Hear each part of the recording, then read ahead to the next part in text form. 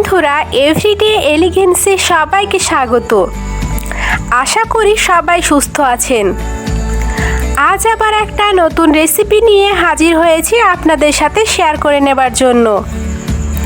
আজকের রেসিপিটি হলো তাল পিঠা।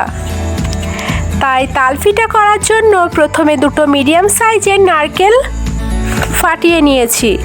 এবার নারকেলগুলি কুড়নির সাহায্যে কুড়ে নেব।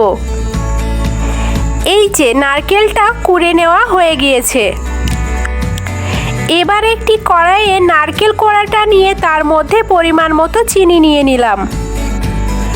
এবার গ্যাস জ্বেলে নারকেল ও চিনি একসাথে ভালো করে মিশিয়ে নিয়ে কন্টিনিউ নাড়তে হবে। তাহলে দেখবেন তাপ পেয়ে নারকেলের জলে চিনি গলতে শুরু হবে। এই দেখুন বন্ধুরা, কেমন চিনি গলে জল বেরোতে শুরু করেছে। এবার জলটা শুকানো পর্যন্ত এটাকে নাড়তে হবে। এই যে বন্ধুরা, জলটা প্রায় শুকিয়ে গেলে গ্যাস বন্ধ করে এটাকে ঠান্ডা হতে দেব। এটাকে খুব বেশি শুকিয়ে ফেলা যাবে না, কারণ হালকা নরম না রাখলে ঠান্ডা হওয়ার পর শক্ত হয়ে যাবে।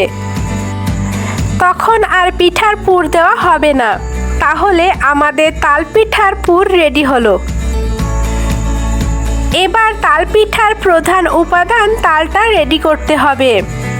তার জন্য প্রথমে তালের খোসাটা ছাড়িয়ে নেব। এবার তালটাকে ভেঙে একটা বড় পাত্রে নিয়ে একটু জল দিয়ে শাঁসগুলো নরম করে নেব।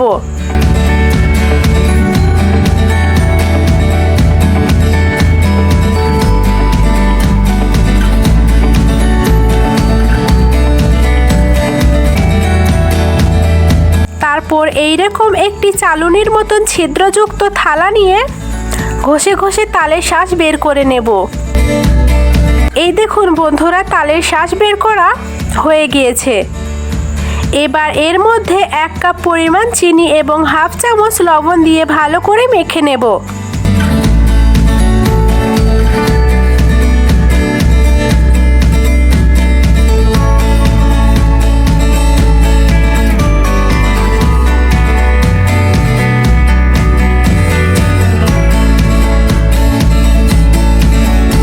এবার ওই তালের পিউরির মধ্যে দিয়ে দিচ্ছি গমের আটা।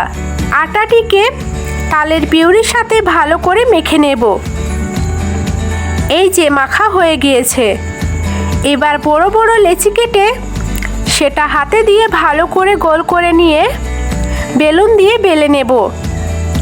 তারপর একটা গ্লাস বা ছোট বাটি দিয়ে কেটে নেব এইভাবে।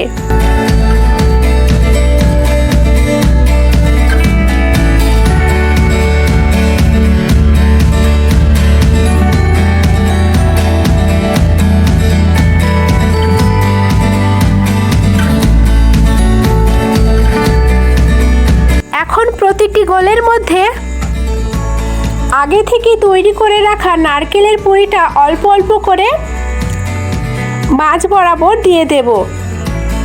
এবার প্রতিটি এইভাবে ভাঁজ করে মুখটা বন্ধ করে দেব।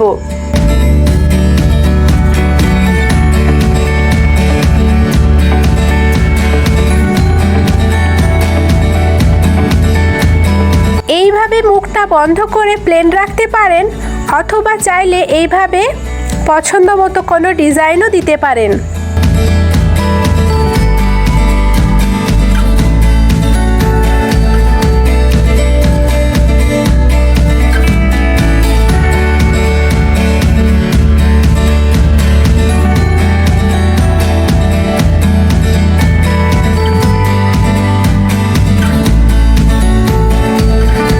এবার গ্যাসে কড়াই বসিয়ে প্রয়োজন মতো তেল নিয়ে নিলাম। তেল গরম হলে বানিয়ে রাখা পিঠাগুলি তেলে ছেড়ে দিচ্ছি।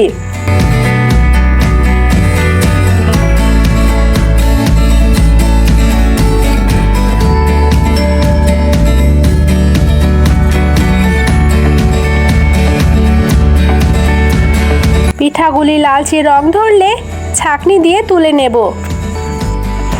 এইভাবে সমস্ত পিঠাগুলি ভেজে নেব। তাহলেই রেডি হয়ে গেল তাল পিঠা। এবার একটু ঠান্ডা হলেই সার্ভ করুন, খেতে অপূর্ব লাগবে। আর যারা আমার মতন মিষ্টি পছন্দ করেন তারা তো বারবার এটা খেতে চাইবেন। তাহলে বন্ধুরা, রেসিপিটি নিশ্চয়ই আপনাদের ভালো লেগেছে। আজ এখানেই বিদায় নিচ্ছি, আবারও দেখা হবে নতুন কোনো ভিডিওতে। সবাই ভালো থাকুন, সুস্থ থাকুন, ধন্যবাদ।